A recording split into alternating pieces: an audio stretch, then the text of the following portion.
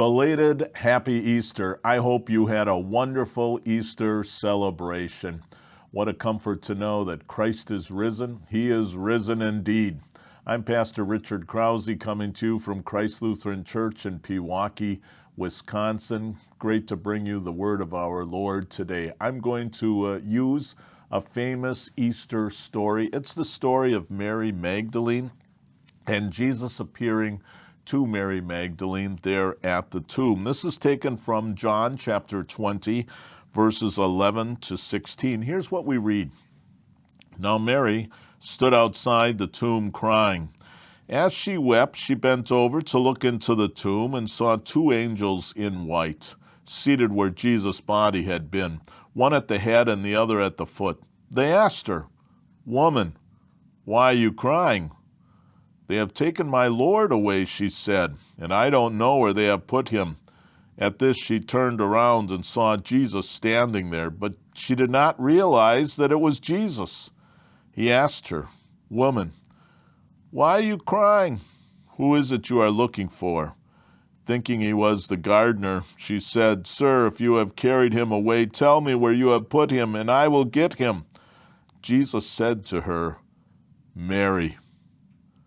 She turned toward him and cried out in Aramaic, "Rabboni," which means teacher.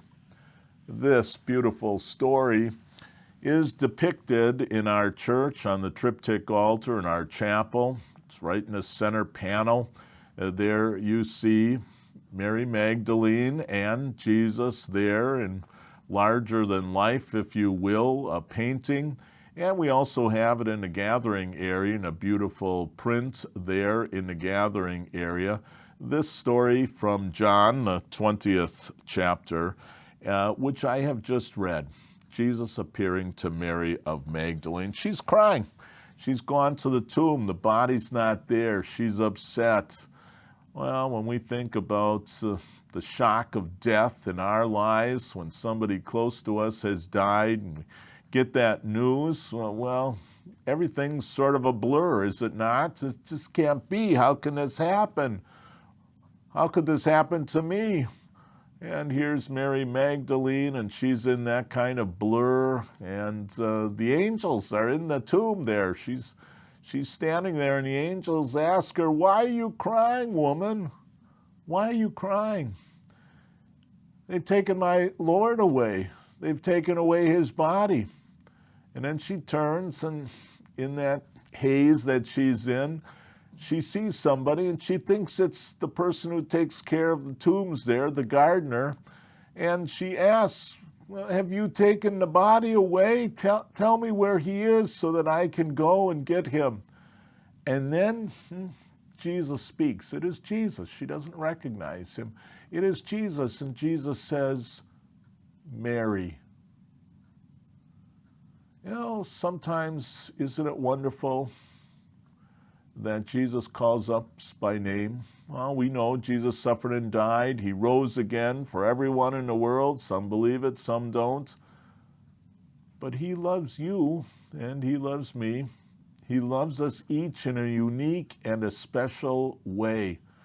Just like a mother loves all her children, but she maybe has a different kind of love for each of her children who find themselves in varied situations, sometimes needing more help than at other times, sometimes because of problems that they have, difficulties that they have, maybe that they were born with. She spends more time with this person or with that person. She's there because she loves them. You know, at times, Jesus calls us by name, and we are reminded that he loves us. And when we find ourselves, especially in such times of grief, he asks, "Why are you crying? Why are you crying?" Well, we can answer the obvious: because my husband died, my wife died, because mom died or dad died, or my brother, my sister. But he asks, "Why are you crying?" And I hope that we hear that he is calling us by name. He loves you with a great love. He loves you with a unique love. He has never forgotten you, and he has promised to be with you to the end.